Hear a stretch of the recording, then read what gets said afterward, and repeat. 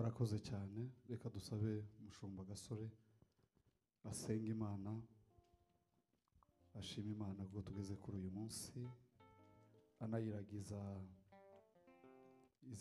uyu muhango w'uyu munsi wose uhereye nyine dutangiye, ndetse n'undi uza gukomezaho undi mwanya uri imbere, kugira ngo Imana ize kudushoboza, kandi Imana yururutse imbaraga zikomeza imitima kugira ngo abantu bakomere muri kino gihe. Katumusabe.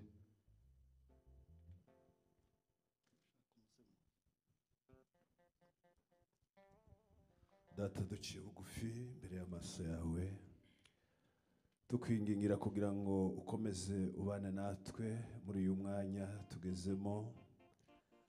Dukeneye ubwiza bwawe, dukeneye imbaraga zawe, dukeneye kukubona muri ibi bihe, dukeneye presence yawe hano hantu Mana, kugira ngo ukomeze uganze. Cyane cyane dukeneye gukomeza guhumurizwa nawe muri ibi bihe Mana. Mu izina rya Yesu Kristo era w'Imana, turagushimira ubuntu bwawe. Bibiliya yatubwira ngo mu bihe byose tujye dushima Imana. Tugomba gushima igihe icyo ari cyo cyose, kuko uri uwo gushimwa. Tugomba kukwiringira mu bihe byose. Yobu yaravuze ngo nwaho wanica ubwanje zapfa nkikwiringiye. Data, ubuno bushake bwawe niwe wabishatse ko bimera gutya, izina ryawe rihimbazwe. Data, ukomeze ubane natwe, tukurarikiye kubana natwe muri gahunda zose uhereye ubunyine kugeza mu yindi mihango yose iri imbere. Ni mu izina rya Yesu tubisenze, amen. Barakoze cyane. Niba hari abantu begereye umugabo aze kuza kugira ngo tuze gufatikanya, kugira ngo n'abandi baze gukomeza kumva.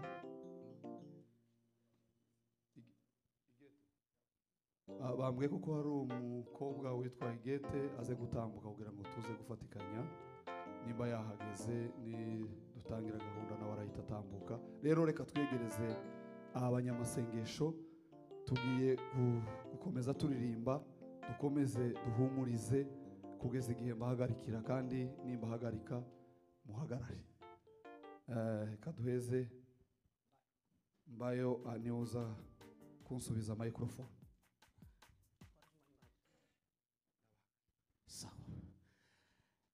Abumva badashoboye guhagarara bo kwicara,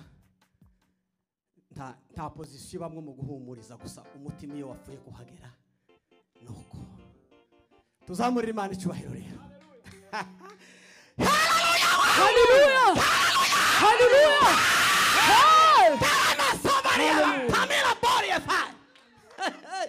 Bwana asifiwe.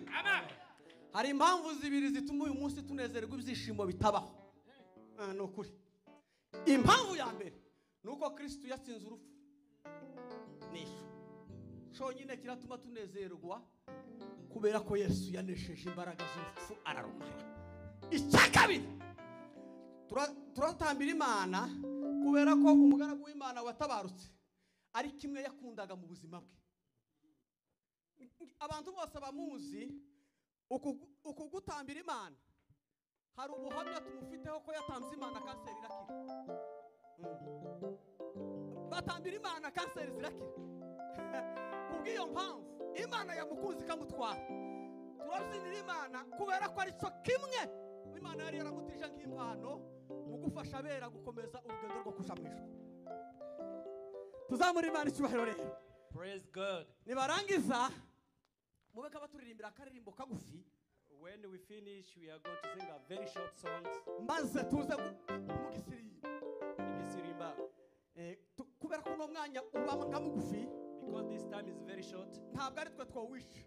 We can't go against it. Oya, ariko turakora iki ku mitima yacu. But you have to work for that which is in our heart. Sinabishose gusa turakora ibishi. We can't do everything, but we are going to try. Ariko mbere yuko turirimba, before we sing, reka mbe ngutangaza haleluya.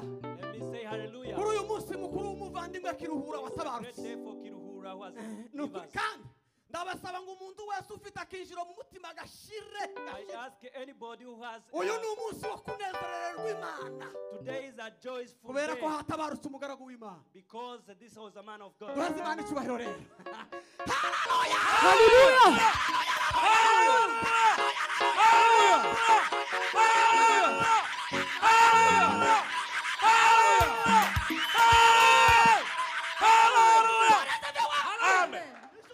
ibyishimo bibiri gusa iyo umuntu akijijwe n'iyo umuntu atabarutse. There is two joys full in your life.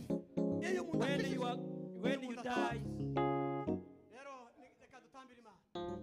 and when